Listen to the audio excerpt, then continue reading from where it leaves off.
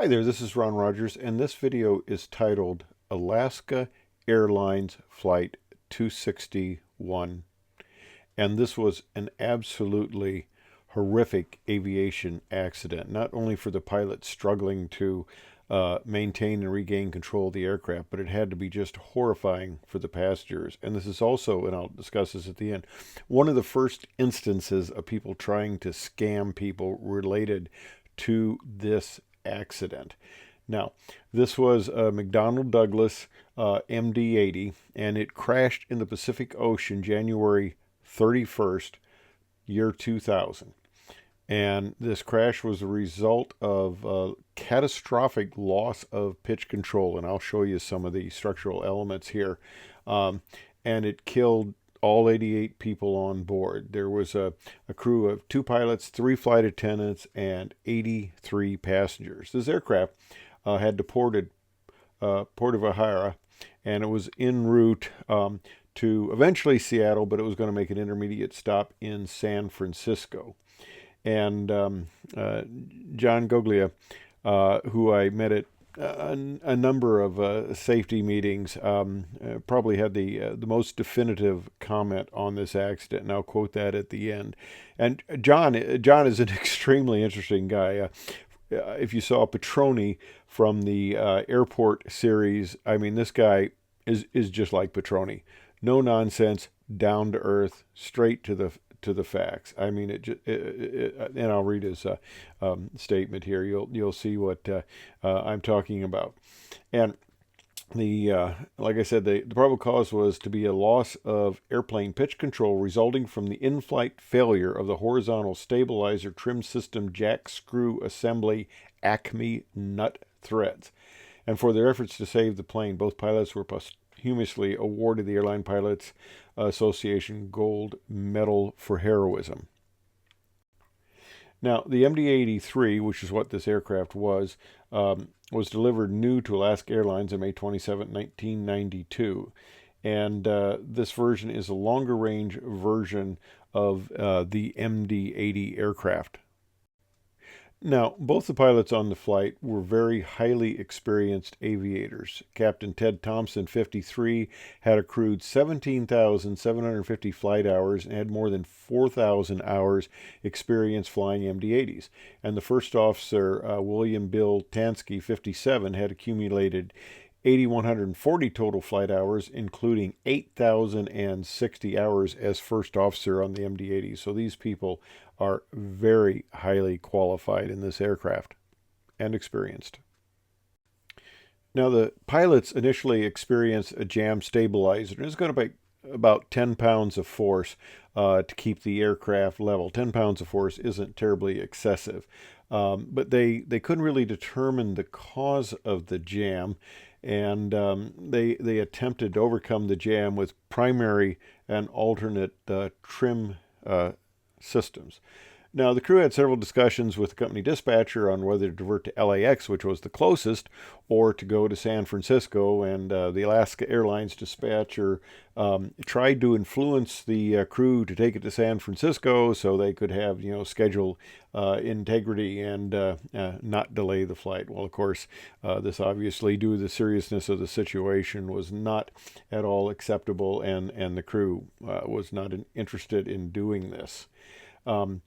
At 16:09 local time, the crew successfully used the primary trim system to unjam the stuck horizontal stabilizer.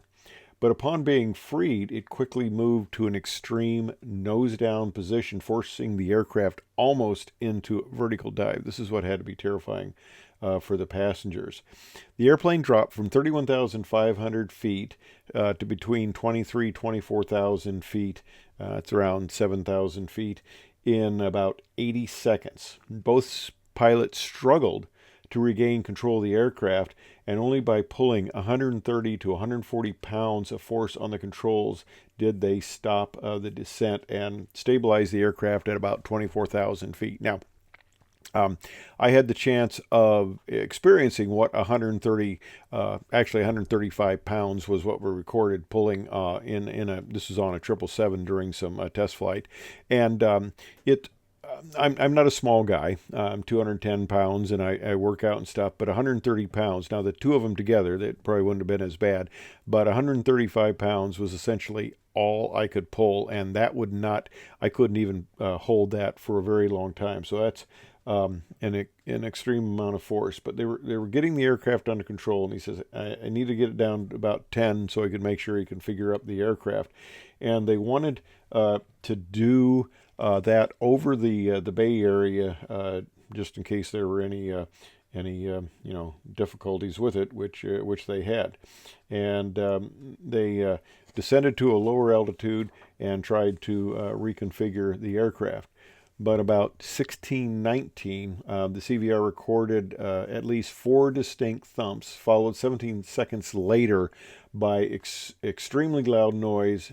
And what had happened was the overstrained jack screw assembly failed completely, and the jack screw, which I'll show you here in just a second, separated from the Acme nut holding it in place.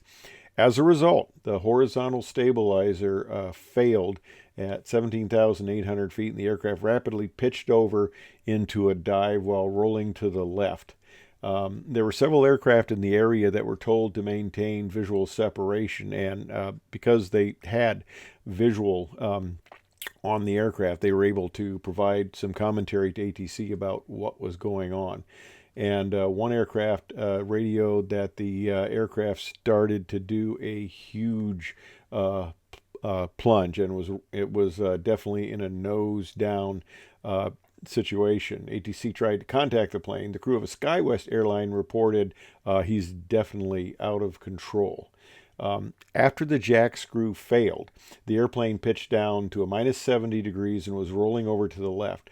The crew attempted to perform a upset recovery. The captain was commanding push and roll, push and roll. They managed to increase the pitch to minus 28 degrees. Now, they're inverted, of course. They're in a negative G situation, and these aren't aerobatic aircraft. They were trying to control, and they eventually got to a minus degree nose down. Captain yelling, push, push, push the blue sky up. Now let's kick left rudder, which co-pilot responded he couldn't reach it. Okay, well, that's, if you're in a negative G situation, it's hard keeping your feet on the rudders. Despite the attempt to fly the aircraft inverted, which almost entirely arrested its descent, they had lost too much altitude, and the dive was beyond recovery. And the airplane hit the Pacific Ocean at roughly 1621, about 2.5 miles from Anacapa Island, inverted, and of course was destroyed because of the high-speed impact. Now, something interesting.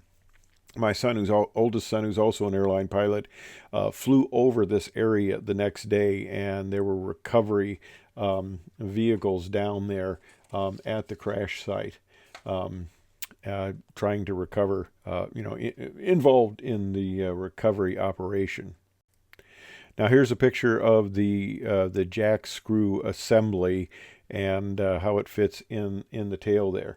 Later analysis estimated that about 90% of the thread of the Acme nut had already worn away previously, and that it had finally stripped out during the flight while en route to San Francisco.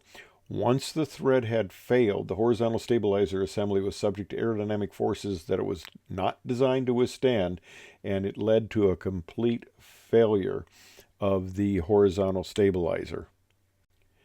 Now, the NTSB considered a number of potential reasons for the deterioration of the jack screw assembly. Alaska Airlines had changed the lubrication of the jack screw from an Airshell 33 grease instead of the approved lubricant Mobile Grease 28. But the NTSB later determined this was not a factor. But this whole thing comes down to inadequate maintenance, and they figure they probably missed a few opportunities to properly lubricate this jack screw. And here's another picture of the actual jack screw of the wreckage recovered. The last time this was supposed to be lubricated, it showed that the mechanic spent about an hour on it.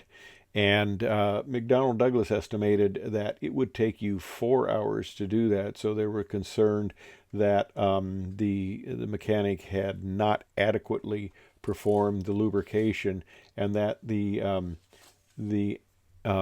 lubrication had not been performed adequately, probably in several instances.